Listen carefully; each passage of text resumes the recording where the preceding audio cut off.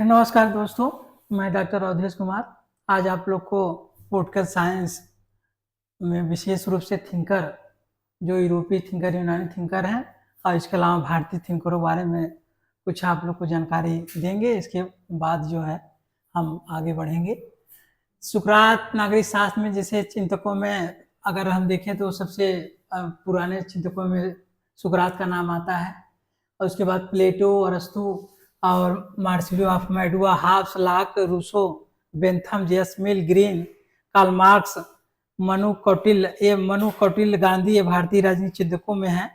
और जिसमें सुकरात को देखें तो ये यूरोपीय राजनीति के जनक भी माने जाते हैं, और इन्हीं के सिद्धांतों के बाद हमको राजनीतिक थिंकरों की एक बाढ़ सी आ गई। तमाम लोगों ने अपने अपने विचार दिए, सबने एक दूसरे को परिभाषित किया।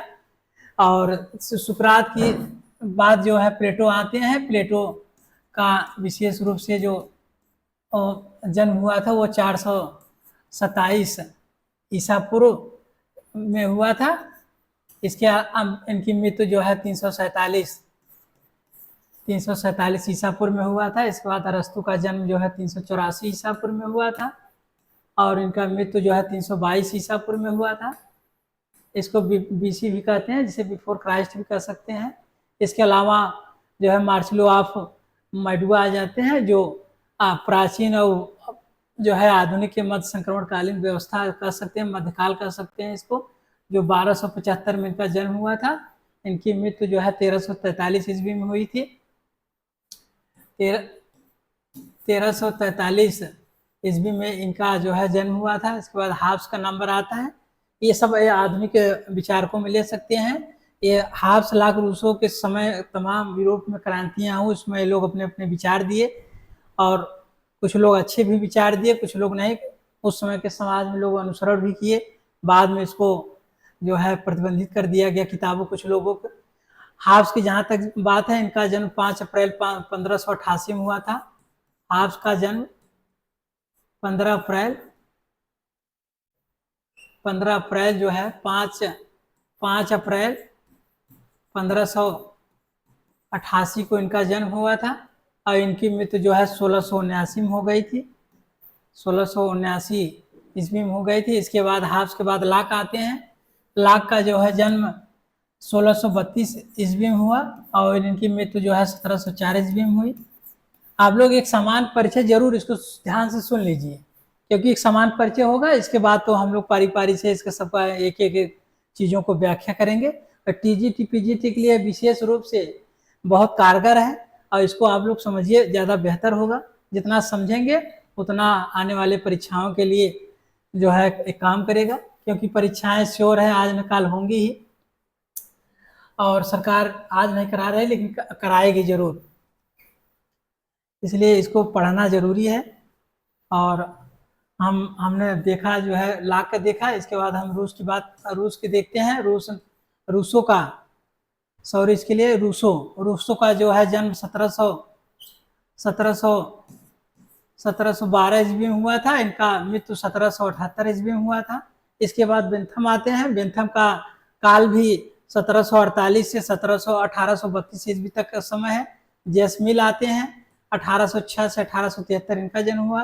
टी.एच. ग्रीन 1836 से 1836 में जन्म हुआ, 1882 में मर गए। इसके बाद जो है कार्ल मार्क्स आते हैं। कार्ल मार्क्स के समय तमाम ऐसी क्रांतियां हुई, खासकर मजदूरों, श्रमिकों के लिए। इन्होंने श्रमिकों के जो अधिकार छीने जाते थे उस पर इन्होंने बहुत जोर दिया कि उनके अधिकार छीने जाए। उनका जो हक है, उनको जो अतिरिक्त मूल्य जो उनको मिलना चाहिए, जो एक्स्ट्रा मिलना चाहिए, वो जो पूंजीवादी वर्ग है वो जो उनका शोषण कर रहा है, उनके हक को नहीं दे रहा है, उसके बारे में इन्होंने बहुत पुरजोर मांग की। और मजदूरों को एकत्र होने के लिए इन्होंने कहा कि विश्व के मजदूरों एक हो जाओ, तुमको खोने के लिए कुछ नहीं है, लेकिन पाने के लिए पूरा संसार भरा पड़ा है। 5 मई 1818 को इनका जन्म हुआ। 1883 में इनकी मृत्यु हो गई। इसके बाद भारतीय विचारकों में मनु हैं, कौटिल्य हैं, गांधी हैं, तमाम ऐसे राजनीतिक चिंतक हैं जिनके बारे में हम अध्ययन करेंगे। राजनीतिक चिंतकों को जो प्राचीन काल, मध्यकाल या आधुनिक काल में बांटा गया, उसमें अलग अलग क्रम है, जिसमें से हम एक देख सकते हैं। जिसमें राजनीतिक चिंतकों में प्राचीन काल के जो विचारक हैं उनमें प्लेटो, अरस्तु, मन कौटिल्य हैं। ये यूरोपीय विचारक यूनानी विचारक हैं, ये भारतीय मन कौटिल्य भारतीय विचारक हैं। इसके बाद मध्यकाल में मार्सिलो ऑफ मैडुआ हुए, ये संक्रमणकालीन काल में माने जाते हैं। इसके बाद जो अगले विचारक आते हैं आधुनिक काल विचारकों में जहाँ तक बात है, हमने Hobbes, Locke, Rousseau, Bentham, J S Mill, T H. Green, Karl Marx, Gandhi जैसे विचारक ये आधुनिक विचारकों में है। इनके रूप में हम विशेष रूप से आगे अध्ययन करेंगे। ये सब सामान्य परिचय इसलिए हमने बताया कि एक जैसे थिंकरों पढ़ाना वो सामान्य परिचय आप जान लेंगे, क्या क्या हमको पढ़ना है, क्या क्या हमारे सिलेबस में है, ये बहुत इंपॉर्टेंट है और इसको समझना बहुत जरूरी है, चीज़ें याद करना जरूरी है, जिससे कि हमको आने वाले जो थिंकर हैं उनको भी समझने में आसानी होगी। अब जहाँ तक पॉलिटिकल साइंस विचारधारा की बात है, चिंतक ऐसे होते हैं जिनको चिंतन इस प्रकार होता है, जैसे चिंतन करना, समयबद्ध होना, समय बदल जाता है, चिंतन भी बदल जाता है। ये इसलिए बताया गया है कि पहले आप चिंतक आएंगे, उसको चिंतन करेंगे, चिंतन के बाद जब समयबद्ध जो चीजें घटनाएं घटित होंगी वो समय समय पे बदलेंगी। प्लेटो के समय कुछ अलग अलग विचारधारा थी, अरस्तु के समय कुछ अलग विचारधारा आई, हाब्स लॉक समय जिसमें उसमें क्रांति थी उसमें अलग अलग विचारधारा है। उस हिसाब से लोगों ने अपना अपना विचार रखा। प्राचीन काल का दृष्टिकोण में देखें तो जो हमारे विचारक हैं उसमें आदर्शवादी विचारक हैं, नैतिकवादी विचारक हैं, दो दृष्टिकोण लेकर चलते हैं। और इसमें प्लेटो आदर्शवादी विचारक हैं, इन्होंने आदर्श राज्य की कल्पना की। इसके बाद अरस्तु आते हैं, इन्होंने यथार्थवादी वैज्ञानिक दृष्टिकोण इन्होंने बताया और राज के प्रकार में दो प्रकार के बताए, जिसमें राजयुग प्रकार में एक जो है यूनानी जो है व्यक्ति और कृत्रिम राज की बात करते हैं जो व्यक्तिवादी थे।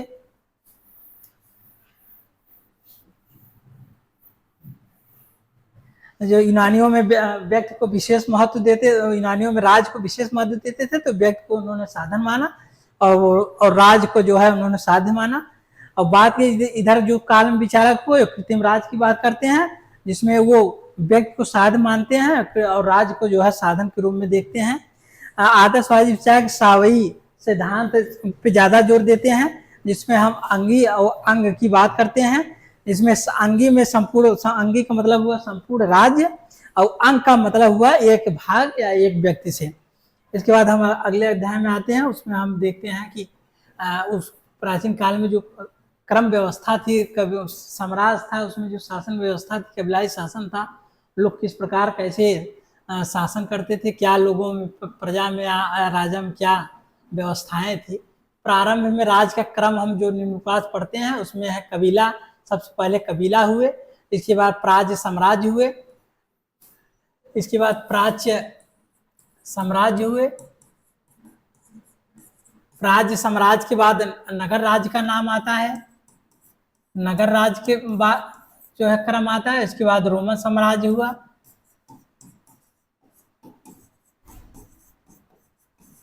रोमन साम्राज्य हुआ, इसके बाद सामंती राज्य आते हैं, सामंती राज के बाद राष्ट्र राज की परिकल्पना होती है,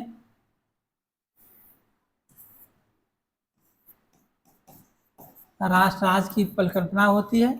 इसके बाद का जो है राजनीति में तमाम ऐसी विचारधाराएं आती हैं जो अपने आप को विशेष रूप से जो चीज परिस्थिति में रहता है उस परिस्थिति के हिसाब से उस विचार को व्यक्त करता है।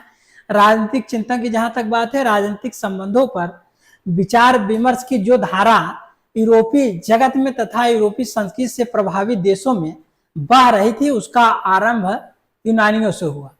ये मैकलेन का विचार है। इन्होंने कहा कि राजनीतिक संबंधों का विचार विमर्श की जो धारा यूरोपीय जगत में तथा यूरोपियन संस्कृति से प्रभावित देशों में और बह रही थी, उसका आरंभ यूनानियों से हुआ। मैकलेन ने अपने हिसाब से विचार दिया। इसके बाद बार्कर ने भी अपना विचार दिया। इनका मानना था कि राजनीतिक चिंतन का आरंभ यूनानियों से होता है।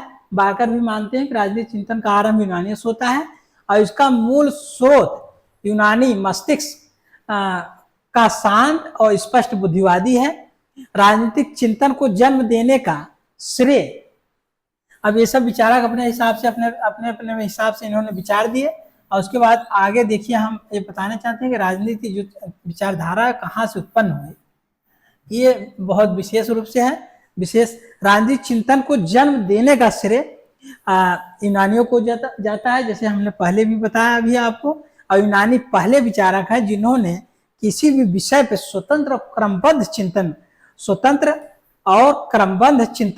प्रस्तुत किया।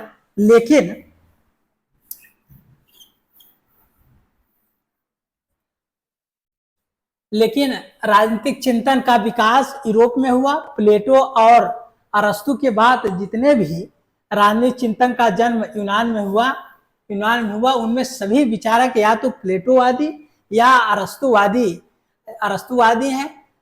राजनीतिक चिंतन को जन्म देने का श्रेय भारतीयों को नहीं प्राप्त हो सका। अब यूरोपीय मानते हैं कि भारतीय को राजनीतिक चिंतन का श्रेय नहीं प्राप्त हुआ, लेकिन भारतीय विद्वानों को मानना है कि ऐसा नहीं है। उनसे पहले हमारे विचारक हुए थे जिन्होंने राज के बारे में, विशेष से अरस्तु और मनु जैसे विचारक हुए, उन्होंने राज के बारे में जो सिद्धांत दिए और उसमें जो राजतंत्र व्यवस्था थी, राजा कैसे शासन करना चाहिए, अरस्तु ने अपने ग्रंथ अर्थशास्त्र में बहुत अच्छे से बताया कि राजा किस प्रकार राज शासन करेगा, किस प्रकार नहीं करेगा, क्या प्रजा कल्याणकारी क्या योजनाएं होंगी। उन्होंने बहुत विस्तृत व्याख्या की। मनु ने भी उसमें कि विधि संहिता दंड नीति के बारे में बताया, सप्तांग सिद्धांत दोनों लोग दिए। लेकिन अपना अपना भारतीय विचारक अपना मानते हैं, यूरोपीय विचारक अपना मानते हैं। लेकिन जो हम विद्यार्थियों को पढ़ाया जाता है उसमें यह खासकर बताया जाता है कि राजनीतिक चिंतन जो उत्पन्न हुई वो यूरोप से मानी जाती है। और इसलिए जो विचारक पहले हुए अरस्तुवादी या प्लेटोवादी यूरोप में कहा गया। राजनीतिक चिंतन को जन्म देने का श्रेय भारतीयों को नहीं प्राप्त हुआ क्योंकि भारत में स्वतंत्र और क्रमबद्ध चिंतन का अभाव पाया जाता है। यहाँ पर राजनीतिक शास्त्र, नीति शास्त्र और इतिहास को मिला जुला कर चिंतन विद्यमान था। जैसे कौटिल्य प्रसिद्ध पुस्तक अर्थशास्त्र है, अभी हमने बताया आपको, और लेकिन इसका संबंध राजनीति से, अर्थशास्त्र नाम है लेकिन संबंध राजनीति से है और उल्लेख जो है दंडनीति से है। ये बहुत इंपॉर्टेंट है।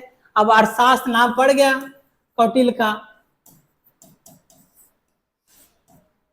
अर्थशास्त्र नाम पड़ गया।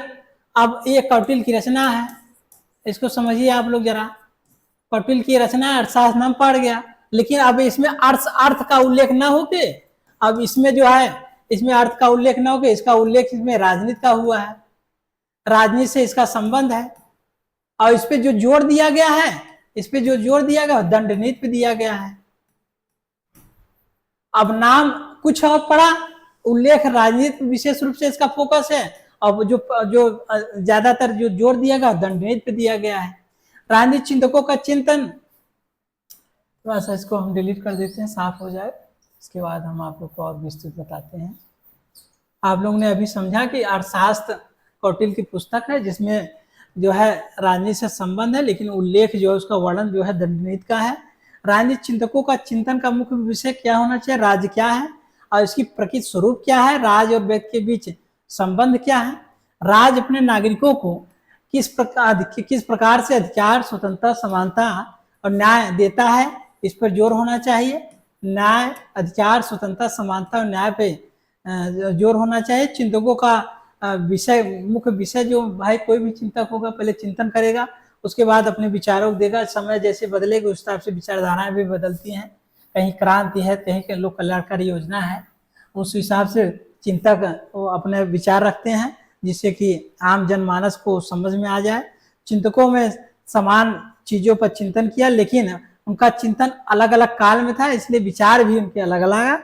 और हम जानते हैं कि राजनीति शास्त्र का केंद्रीय विषय राजनीति और राज्य का जो मुख्य केंद्रीय विषय जो है राजनीति का, वह राज्य और नीति दो शब्दों से मिलकर बना है। राजनीति, राज्य में नागरिक रहते हैं और राज्य में इन्हीं नागरिकों के हित में नीति बनाई जाती है और इस पर सार्वजनिक हित के विषय में किया गया कार्य ही राजनीति कहलाती है।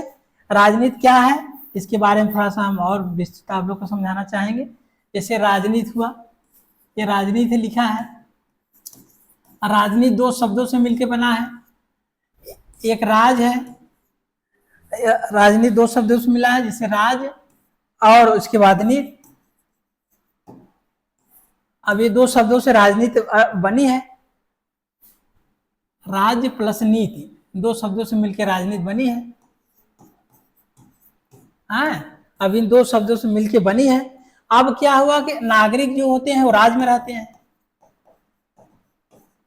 राजनीतिक व्यक्ति नागरिक राज में रहते हैं, और राज्य जो है, जो नागरिक जब राज में रहते हैं तो सरकारें या राज्य जो होती हैं नागरिकों का रहने के लिए जो नीति बनाती है, जो नीति बनाती है, और इस प्रकार जब नीति बना लेती है तो उनके द्वारा जो नीति बनाती है उसके सार्वजनिक कल्याण के जो कार्य किया जाता है वही राजनीति है। इस पर हम देखें कि राजनीति दो शब्दों से मिलकर बनी है, राज प्लस नीति से, और राज्य में रहने वाले नागरिक के लिए जो सरकारें नीति बनाती हैं वही राजनीति के अंतर्गत आता है, और ये नीति जब बनाई जाती है तो सार्वजनिक कल्याण के लिए बनाई जाती है। राज्य जो सभ्य समाज की पहचान है, और राजनीति के रूप में संगठित समाज को हम राज्य की संज्ञा दे सकते हैं। जैसे जैसे समाज का स्वरूप बदलता गया वैसे राजनीतिक चिंतन का भी स्वरूप या राजनीति बदलती गई। प्राचीन कालीन चिंतकों में प्लेटो और अरस्तु का विशेष रूप से नाम लिया जाता है, जिनके बारे में चिंतन किया जाता है। यूनानी नगर राज्य के बारे में जहां तक देखें तो छोटे छोटे भागों में राज्य बटे हुए थे, इसमें खासकर स्पार्टा और एथेंस की बात है। जहां तक स्पार्टा में है जो है, यहाँ स्पार्टा की बात जहां तक, यहाँ सैनिक शासन था। स्पार्टा की जहां तक बात है यहाँ सैनिक शासन था,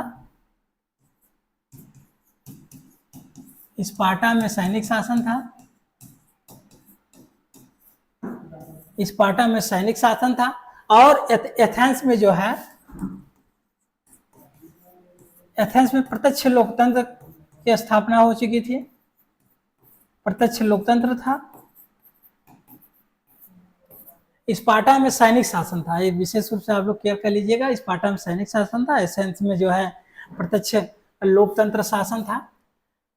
ये सैनिक शासन था और एथेंस में प्रत्यक्ष लोकतंत्र शासन था। अब इसके बारे में आगे हम अध्ययन करते हैं, क्योंकि चिंतकों को समझना, उनके विचारधाराओं को समझना बहुत जरूरी है। जब हम इनके विचारधारा और चिंतकों के विचार के बारे में जान लेंगे, और क्या परिस्थिति थी, किस परिस्थिति में उन्होंने अपने विचार दिए, इसको भी बहुत जरूरी है समझ, तभी जाके हम थिंकरों को समझ पाएंगे और आने वाले जो भी थर्ड थिंकर हैं उनको समझ पाएंगे। सुकरात और प्लेटो का जन्म इसी एथेंस और जो है स्पार्टा और एथेंस के आसपास इलाकों में हुआ था। सुकरात और प्लेटो इसी नगर में जन्म लिए थे, जबकि अरस्तु का जन्म एथेंस से 200 किलोमीटर दूर मकदूनिया में। और प्लेटो का जन्म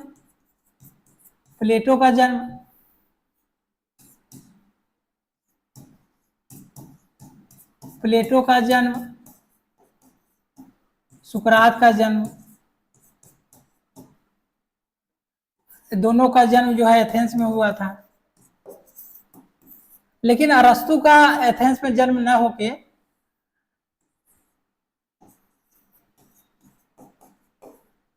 अरस्तु का जन्म एथेंस में न होकर 200 किलोमीटर दूर 200 मील दूर, कहीं किलोमीटर कहीं मील है, 200 मील लिखा जाता है, 200 मील दूर मकदूनिया में जन्म हुआ था। लेकिन उनका राजनीतिक जीवन एथेंस में हुआ था।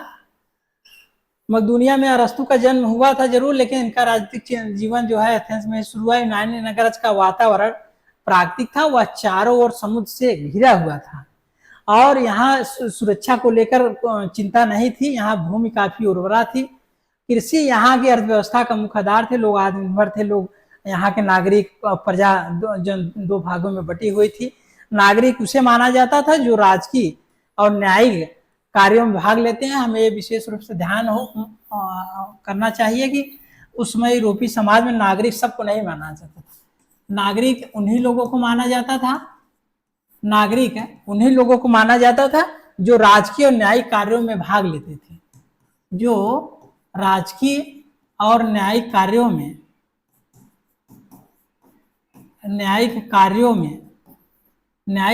में भाग लेते थे, उन्हीं को नागरिक माना जाता था। और इसके अलावा लोगों को नागरिक नहीं माना जाता था। अब किनको नागरिक नहीं माना जाता था ये भी हमको समझना बहुत जरूरी है। जैसे विदेशी हुए, दास, स्त्रियां और बच्चे। स्त्री जैसे विदेशी हुए, अब नागरिक कौन नहीं था? सवाल उठता है कि नागरिक तो जो थे तो राजकीय न्यायिक कार्य में भाग लेते थे, अब यहाँ हमें समझना है कि नागरिक कौन नहीं था। नागरिक कौन नहीं था? नागरिक कौन नहीं था? जिसमें नागरिक में कौन नहीं थे? जैसे विदेशी हुए, विदेशी हुए, दास हुए, दास हुए, स्त्री हुई, स्त्री हुई, और बच्चे हुए, बच्चे हुए। ये लोग, ये विदेशी, दास, स्त्री, बच्चे, ये नागरिक नहीं माने जाते थे। नागरिक कौन माना जाता था? जो राजकीय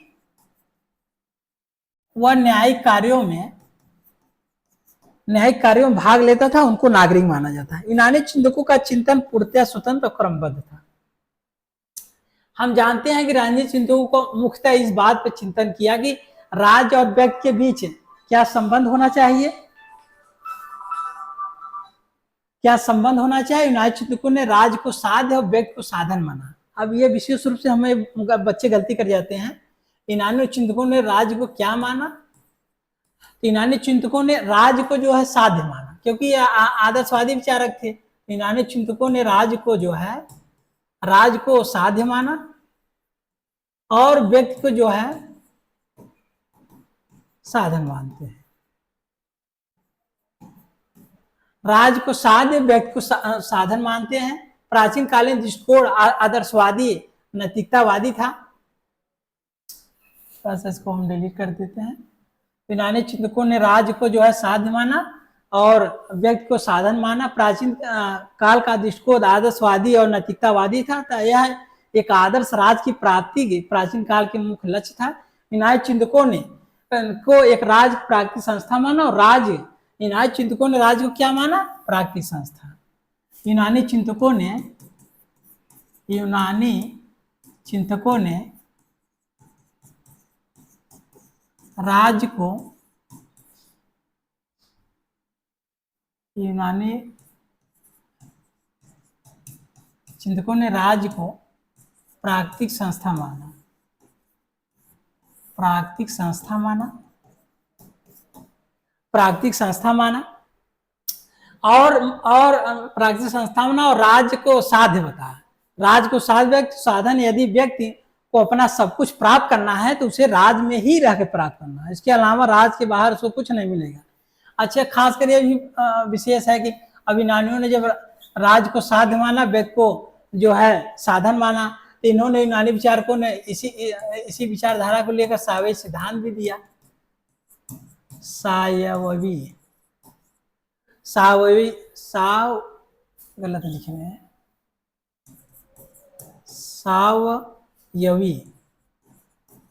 सावयवी सिद्धांत यूनानी चिंतकों ने दिया। और सावयवी सिद्धांत में उन्होंने दो बातें की, अंगी और अंग।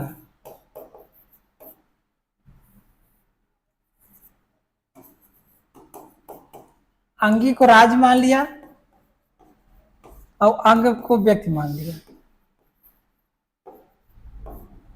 यही सावयवी सिद्धांत है।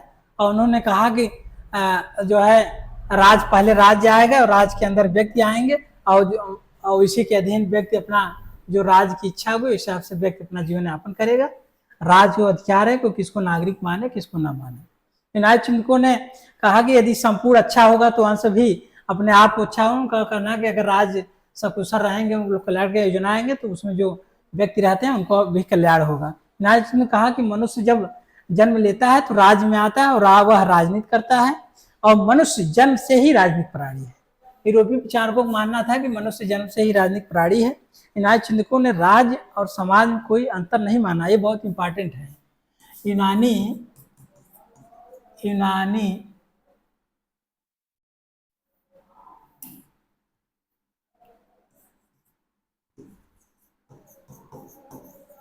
विचारकों ने जो है मनुष्य को एक सामाजिक प्राणी माना, और उन्होंने कहा कि मनुष्य, उन्होंने राज्य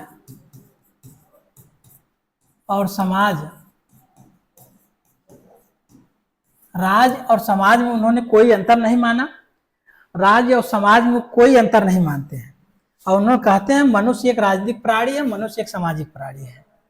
अगला चैप्टर में हम देखते हैं कि प्लेटो के पूर्व यूनानी में सोफिस्ट विचारधारा थी।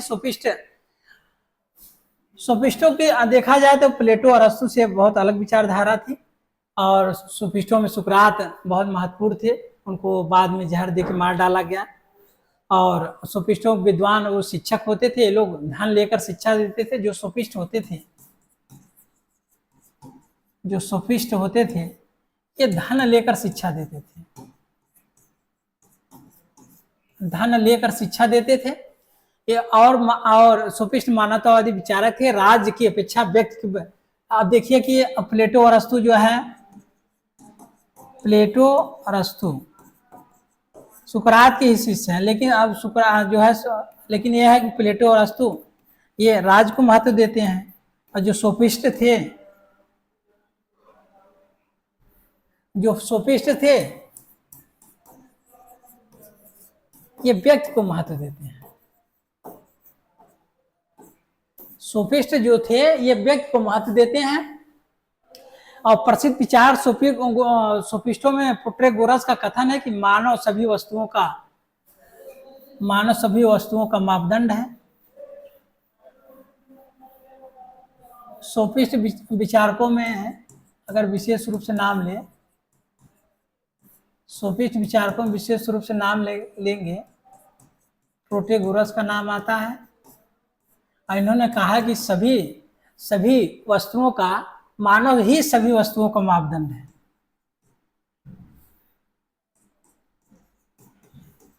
मानव ही सभी वस्तुओं का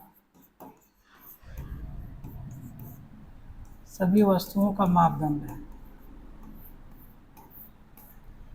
इन्होंने अपने समय के व्यक्तिवादी विचारक थे, तो इनका मानना था कि मानव ही जो है सभी को सब कुछ है, उसी के हिसाब से जो भी वस्तुएं हैं निर्धारित होती हैं, और वो अपने हिसाब से निर्धारित करता है। इसके अलावा सोफिस्टों में पाइथागोरस का नाम, पार्मेनाइडिस का नाम, थ्रेसिमेकस का नाम जैसे सोफिस्ट श्रेणी में आते हैं। अब इसके बाद हम सोफिस्टों पढ़ने के बाद हम सुकरात की अब चर्चा करेंगे विशेष रूप से। सुकरात की चर्चा करेंगे यूनानी नगर के। अब सुकरात की जहाँ तक बात है, तो अब सुकरात के हम थोड़ा सा आप लोग को बताना चाहेंगे, क्योंकि सुकरात जब जान लेंगे तभी हम आगे के थिंकरों को जान पाएंगे। क्योंकि सुकरात को बहुत कष्ट दिया गया था, ये शिक्षा के प्रति लोगों को जागरूक कर रहे थे। इनको जहर दे के मार डाला गया। इससे प्लेटो बहुत आहत हुए थे, और उन्होंने बहुत कुछ अपने विचारों में बदलने का प्रयास किया कि जो हमारे गुरु के साथ हुआ है वैसा अन्य लोगों के साथ ना हो। तो उन्होंने सुकरात के बाद जहाँ तक है, तो ये यूनानी नगर आज एथेंस में सुकरात का जन्म हुआ था। सुकरात न तो कोई चिंतक थे और ना ही लेखक थे, बल्कि एक दार्शनिक थे। सुकरात का प्रसिद्ध कथन है। अब यही सुकरात जो परीक्षा में बहुत उपयोगी नहीं है, लेकिन तो कुछ कथन है इनके जो पूछते हैं, जैसे पूर्ण सत्य केवल विचारों में हो सकता है, व्यवहारों में नहीं। सुकरात का ही मानना था कि उन्होंने कहा कि पूर्ण सत्य जो है वो विचारों में हो सकता है, व्यवहारों में नहीं। दूसरा उन्होंने कहा कि ज्ञान और आचरण में एकरूपता होनी चाहिए, सद्गुण ही ज्ञान है। अब इनका भी कभी कभी आ जाता है सद्गुण ही ज्ञान है, कभी कभी परीक्षा में पूछ लेता है, इसलिए इम्पॉर्टेंट है कि सद्गुण ही ज्ञान है। ये सुकरात का विचार है। सुकरात के अनुसार सुकरात में ज्ञान दो प्रकार का होता है, निरपेक्ष ज्ञान और सापेक्ष ज्ञान। अब यहाँ हमें निरपेक्ष ज्ञान क्या है, सापेक्ष ज्ञान है क्या है, ये बहुत इंपॉर्टेंट है। इसको समझना बहुत जरूरी है, क्योंकि जब हम इसको समझ लेंगे तभी बेहतर होगा। क्योंकि निरपेक्ष ज्ञान के बारे में जहाँ तक है, निरपेक्ष ज्ञान जहाँ तक बारे में, यह ज्ञान दो प्रकार का होता है। जैसे निरपेक्ष ज्ञान वह ज्ञान है जो पूर्ण अस्थाई है, और यह केवल सत्यम शिवम सुंदरम पे काम जो है निर्भर है। जो निरपेक्ष ज्ञान है यह सत्यम शिवम सुंदरम की बात करता है, यह केवल सत्यम सुंदरम की बात करता है। सापेक्ष ज्ञान, यह ज्ञान अपूर्ण है, अस्थाई है, यह सीमित है, मानव जगत में केवल यह ज्ञान विद्यमान है। ये जो सत्यम शिवम निरपेक्ष ज्ञान है, यह मानव जगत में संभव नहीं है। जो सापेक्ष ज्ञान है, सापेक्ष ज्ञान, यही मानव जगत में जो है संभव है, क्योंकि यह अस्थाई है और जो है अस्थाई है और सीमित है। तो निरपेक्ष ज्ञान सत्यम सुंदरम पे जो है ध्यान आकर्षित करता है, और यह मानव लोक में संभव नहीं है। जो सापेक्ष ज्ञान ही मानव लोक में संभव है। इसके बाद हम अगला चैप्टर पे आते हैं, और हम आप लोग को जो है विशेष रूप से ये बताना चाहते हैं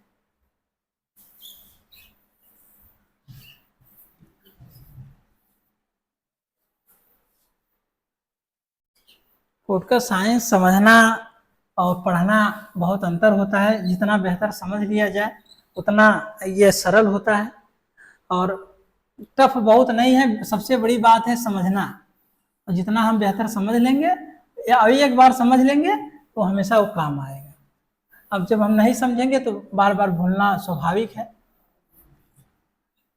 और खासकर यूरोपीय विचारकों में कौन कहाँ किस पर बात पे जोर देता है, कौन व्यक्तिवादी है, कौन आदर्शवादी है, ये इस पर बहुत जरूरी है जानना। जब इस चीज को हम जान लेंगे तो काफी चीजें स्पष्ट हो जाएंगी। सुकरात आगे कहते हैं कि मैं एक ही चीज जानता हूँ, मैं कुछ नहीं जानता। निर्लिप्त बुद्धि द्वारा शासन में विश्वास, अर्थात शासक ऐसा होगा जिसकी बुद्धि किसी भी चीज में लिप्त न हो।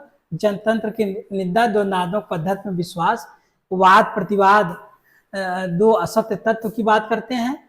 वाद प्रतिवाद जब मिलते हैं तो संवाद होता है, और इसके बाद की विचारधाराएं अपने आप जो है आगे बढ़ती हैं। हमने अभी देखा कि शुरुआती थिंकरों में तमाम ऐसे थिंकर थे जिन्होंने अपनी विचारधाराएं दी। प्लेटो और अरस्तु का जन्म जो है,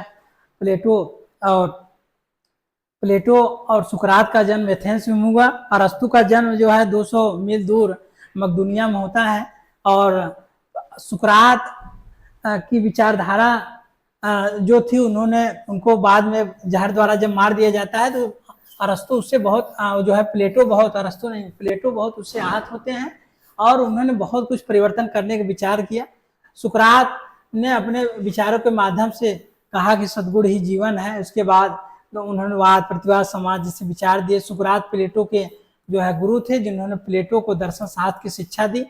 प्लेटो उन्हें इतना मानते थे कि अपने आप को उनसे अलग कभी महसूस नहीं करते थे। सुकरात के समय एथेंस में प्रत्यक्ष लोकतंत्र विद्यमान था।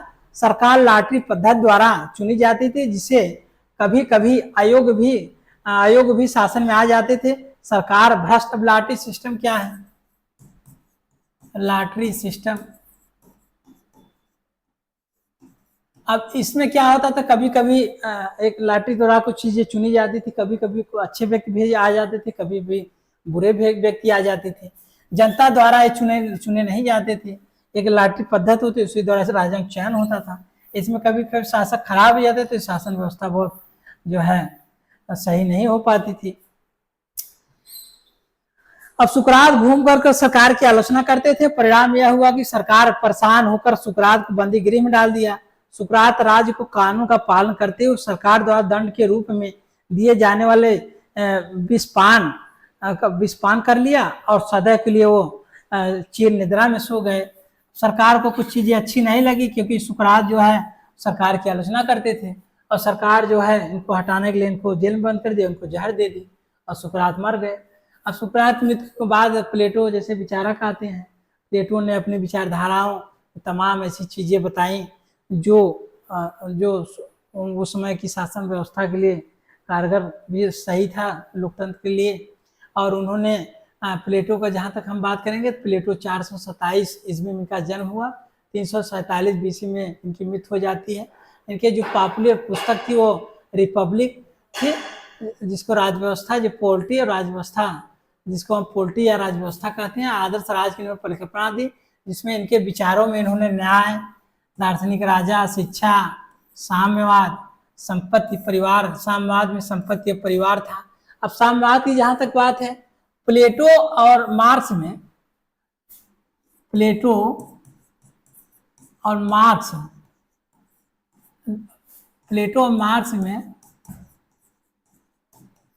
अब दोनों ने साम्यवाद पर विचार दिया।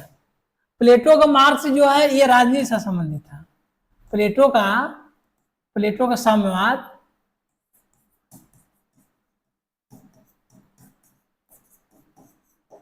राजनीति से प्रेरित था और मार्क्स का साम्यवाद आर्थिक था। ये बहुत इंपॉर्टेंट है। साम्यवाद दोनों ने दिया, लेकिन यह प्लेटो का साम्यवाद राजनीति से प्रेरित था और मार्क्स का साम्यवाद आर्थिक था। प्लेटो ने साम्यवाद में संपत्ति और परिवार को स्थान दिया। प्लेटो ने साम्यवाद में संपत्ति और परिवार को स्थान दिया।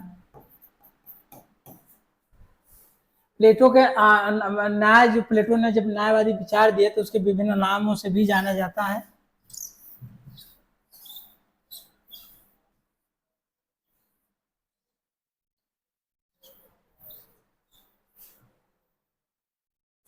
कार्य विशेषीकरण का सिद्धांत प्लेटो के न्याय को जो है हम किस नामों से जानते हैं, विशेष रूप से जानना जरूरी है। कार्य विशेषीकरण का सिद्धांत, न्याय का सामंजस्य सिद्धांत, स्वकर्तव्य मूलक सिद्धांत, प्रकल्प मूलक सिद्धांत, नैतिक न्याय। नैतिक न्याय प्लेटो के हिसाब से नहीं, हम कहें तो नैतिक न्याय। सामाजिक न्याय प्लेटो कहता है, प्लेटो अपने न्याय को सामाजिक न्याय कहता है, हम आप सामाजिक न्याय नहीं कहते। विशेष समन्वयात्मक जो है गुण, रिपब्लिक की आधारशिला, विशेषाधिकार पूर्ण प्लेटो कहता है। सार्वजनिक जीवन का सच्चा सिद्धांत, जिसको रिपब्लिक में बात कही गई है, प्लेटो का न्याय सिद्धांत है। ये बहुत जरूरी है समझना, प्लेटो अपने न्याय सिद्धांत को क्या कहता है क्या नहीं कहता है। कार्य विशेषीकरण का सिद्धांत कहता है, न्याय सामंजस्य का सिद्धांत कहता है, स्व कर्तव्य मूलक सिद्धांत कहता है, प्रकल्प मूलक सिद्धांत कहता है। नैतिक न्याय प्लेटो न करके हम उसके न्याय को नैतिक न्याय पर हम कहते हैं, हम आप। सामाजिक न्याय, अपने न्याय को सामाजिक न्याय प्लेटो कहता है। विशेष समन्वयात्मक गुण, रिपब्लिक की आधारशिला, विशेषाधिकार पूर्ण प्लेटो कहता है। सामाजिक जीवन का सच्चा सिद्धांत प्लेटो कहता है। ये प्लेटो की न्याय जो व्यवस्था थी उसके विभिन्न नाम थे, इसको भी समझना जरूरी है क्योंकि एग्जाम में पूछ लेता है प्लेटो के हिसाब प्लेटो का न्याय क्या है, हमारे हिसाब से क्या प्लेटो का न्याय है। प्लेटो की जो पुस्तकें की बात जहाँ तक है 38 जो है ऐसे कुल ग्रंथ है, प्रमाणित ग्रंथों की संख्या 28 है, जिसमें रिपब्लिक जो 300 रिपब्लिक पहला ग्रंथ रिपब्लिक है, पहले ग्रंथ रिपब्लिक है जो 386 बीसी में लिखी गई। 386 बीसी में इसकी रचना हुई। इसके बाद इस स्टेटमेंट की बात आती है। ये महत्वपूर्ण पुस्तकें हैं। इसके बाद स्टेटमेंट की बात आती है, 360 में लिखी गई, 360 बीसी में लिखी गई। रिपब्लिक 386 बीसी में लिखी गई, स्टेटमेंट 360 बीसी में लिखी गई, लाज 347 बीसी में लिखी गई। लाज में ही जो है प्लेटो अपने तमाम सिद्धांतों की जो है कमियों को दूर करने का प्रयास करता है, और क्योंकि रिपब्लिक जो चीज़ें उन्होंने बताई थी उसको लागू करना सैद्धांतिक रूप से ठीक नहीं था, क्योंकि वो चीज़ें लागू नहीं थी, क्योंकि वो कल्पना पर आधारित थी। इस बात को बाद में प्लेटो भी स्वीकार करता है कि हमारे द्वारा दिए गए सिद्धांत को हम समाज में लागू नहीं किया जा सकता है, तो उसने लाज के माध्यम से वो सुधारने का प्रयास किया। इसके अलावा उनकी पुस्तक अपालाजी है, क्रीटो है, मीनो है, प्रोटेगोरस है, गोर्जिया है। तो मैक्सी कहते हैं कि प्लेटो में सुकरात पुनः जीवित हो गया। प्लेटो का जन्म हमने अभी आपको बताया कि 427 में जन्म हुआ, 347 में इनकी मृत्यु हुई। अब प्लेटो के बारे में थोड़ी और जानकारी लेंगे, इसके बाद हम अगली क्लास लेंगे तो उसमें हम प्लेटो के बारे में आपको थोड़ा विस्तृत बताएंगे। इनके साम्यवाद क्या है, न्याय क्या है, उनकी दार्शनिक विचारधारा क्या है, साम्यवाद में संपत्ति किसको अधिकार है किसको नहीं है, किसको शामिल करते हैं किसको नहीं शामिल करते हैं, सामान्य जानकारी थोड़ा सा हम जान लेते हैं।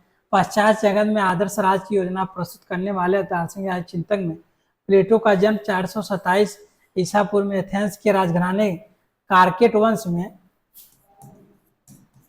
प्लेटो का जन्म कार्टेयस वंश में 427 बीसी में से हुआ था। इनके पिता प्लेटो के पिता का नाम एरिस्टोन और माता का नाम माता का नाम परकिटनी परकिटनी थे। प्लेटो सुकरात के दर्शन शास्त्र शिक्षा मिली। संगीत और व्यायाम में प्लेटो को संगीत और व्यायाम, प्लेटो की रुचि जो है संगीत और व्यायाम में अधिक था। प्लेटो का कहना था कि व्यायाम को शरीर का भोजन और संगीत को आत्मा का भोजन, व्यायाम को शरीर का भोजन और संगीत को आत्मा का भोजन मानते थे। प्लेटो बचपन का नाम एस्टोक्लिस था, लेकिन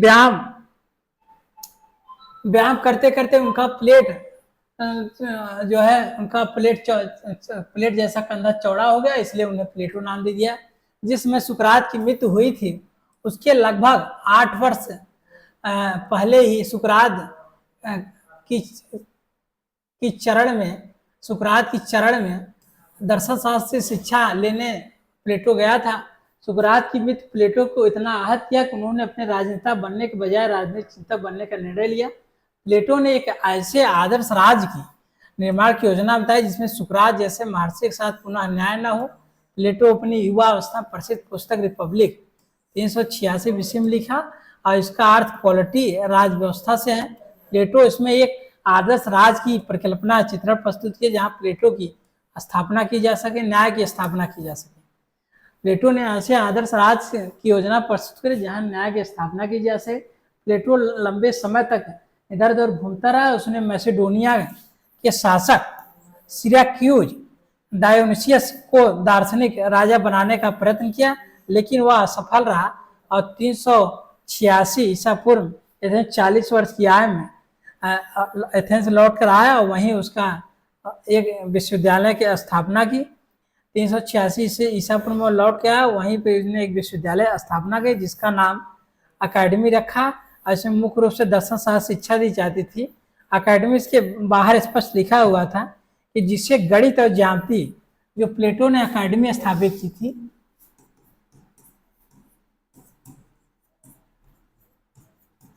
उसमें मुख्य रूप से दर्शन शास्त्र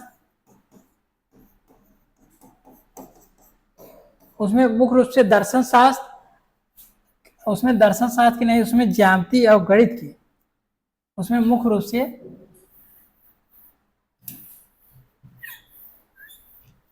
अकेडमी में मुख्य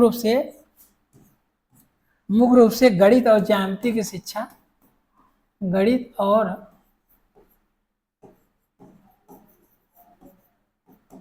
ज्यामिति की विशेष रूप से अध्ययन किया जाता था। जिनको गणित और ज्यामिति नहीं आता था उसको अकेडमी में प्रवेश नहीं मिलता था, लेकिन अरस्तु को ये सब चीज़ें नहीं आता था, लेकिन अरस्तु को अकेडमी में प्रवेश मिल गया। और वो प्लेटो का बहुत, जिस प्रकार प्लेटो सुकरात के घनिष्ठ शिष्य हुए, उसी प्रकार अरस्तु भी प्लेटो का एक अच्छा शिष्य बना और उसने भी अपनी एक अलग विचारधारा प्रस्तुत की। बाद में प्लेटो नाराज भी हो जाते हैं। प्लेटो के जीवन के अंतिम समय में स्टेटमैन 360 ईस्वी और द लाज लिखा 347 बीसी में, जिसमें रिपब्लिक में दिए गए विचार को बदलने की, जैसा हमने अभी आपको बताया था पहले कि जो इन्होंने जब लाज लिखा तो इन्होंने रिपब्लिक जो विचारधारा दी थी उसमें उन्होंने कमियां मानी और उसको सुधारने का प्रयास किया। स्टेटमैन और लाज में उन्होंने कुछ व्याख्याएं उन्होंने स्टेटमैन में दी और उसके बाद लाज में उन्होंने पूर्ण रूप से उसकी व्याख्या की और उस विचार को बदलने का प्रयास किया। प्लेटो राजनीतिक कम, दार्शनिक अधिक थे। निगमन पद्धति में उनका विश्वास था, इंपॉर्टेंट है। प्लेटो का विश्वास किसमें था? निगमन पद्धति में। और अरस्तु का जो है ये आगमन पद्धति पे जोर देते थे। अरस्तु आगमन पद्धति जोर देते थे। इनकी जो रिपब्लिक लिखी गई, प्लेटो ने जो रिपब्लिक लिखा वह सबसे इंपॉर्टेंट बात है, वो संवाद शैली में लिखी गई।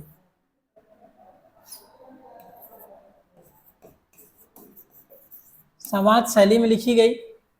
इसके लिए द्वंद्वात्मक पद्धति अपनाया गया। 80 वर्ष के अवस्था में प्लेटो की मृत्यु 347 ईसा पूर्व में हो जाती है और प्लेटो सुकरात के परम शिष्य थे। सुकरात के संपूर्ण विचार प्लेटो के विचार माने जाते हैं। जैसा कि हमने कहा कि उसके हृदय में गुरु की जो प्रतिमा अंकित हुई वह कभी धूमिल न हुई।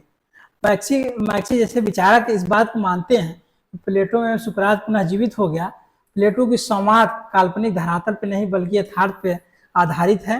प्लेटो से संपूर्ण यूनान में न्याय की 3 पद्धतियां विद्यमान थी, जिसमें परंपरावादी, उग्रवादी और उदारवादी, व्यवहारवादी। परंपरावादी में सेफेस और पॉलीमार्स का आते हैं, उग्रवादी में थ्रेसिमेकस आते हैं और उदारवादी व्यवहारवादी में ग्लाकान आते हैं। इस पर हमने देखा कि सामान्य परिचय हमने लगभग दे दिया है। अब इसके आगे जो भी हम विस्तृत से प्लेटो के बारे में पढ़ाएंगे उसको हम प्रयास करेंगे बेहतर से बेहतर आप लोग को समझाने का, जिससे कि परीक्षा में कोई भी टॉपिक से क्वेश्चन छूटे ना और आप लोग को बेहतर समझ आ जाए। जब आप लोग को बेहतर समझ में आ जाएगा तब हमारा पढ़ाया हुआ कार्य सफल होगा और हम यही चाहते हैं कि हम आपको जितना बेहतर हो समझा सकें और यही प्रयास है मेरा।